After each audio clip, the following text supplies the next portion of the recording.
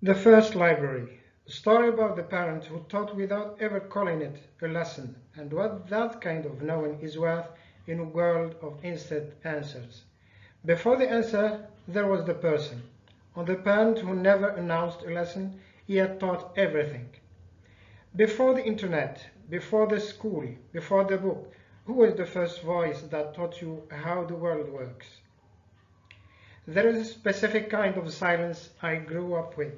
Not the silence of an empty room, but the silence that settles just before a parent speaks.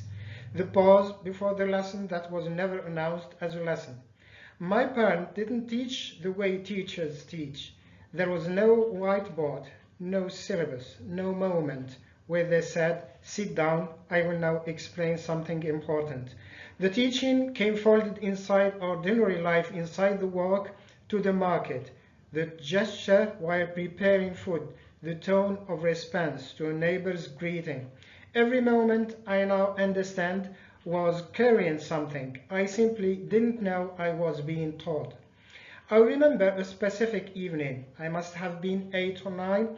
I had done something, broken something, told a half-truth. I no longer remember the detail. What I remember is the way my parents didn't raise their voice. They sat with me and they said something so simple that I have never forgotten it. Not a punishment, not a lecture, a sentence. One sentence that contains an entire architecture of values about honesty, about dignity, about who we were as a family and what that means. I carried that sentence for years before I understood its full weight. That is what a parent who communicates through presence gives you, not information, not data, something closer to what the philosopher Mikhail Polanyi called tacit knowledge, the kind of knowing that cannot be written down, that lives in the body before it arrives in the mind, transmitted not through explanation but through being with. Walter Ong argued that all cultures do not merely communicate differently, they think differently. In oral tradition, knowledge is not stored in text but carried inside persons. It is warm, human, situational, and deeply tied to memory and relationship.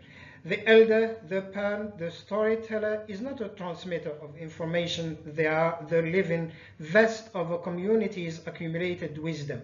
When that vessel is replaced by a screen, the wisdom doesn't simply move platforms. The part that required a human presence to make it land disappears entirely. The parent's lesson arrived inside a moment of complete human presence. The child felt it before understanding it. It was observed before it was analyzed.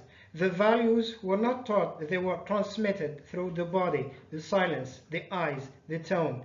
This is information, not instruction. Cornerstone showed that a community's deepest values are not preserved in archives or databases, they are preserved in embodied practice.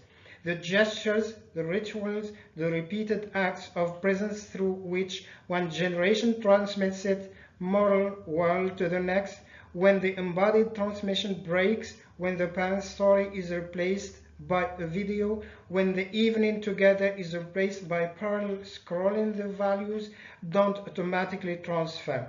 What transfers is content. What is lost is information.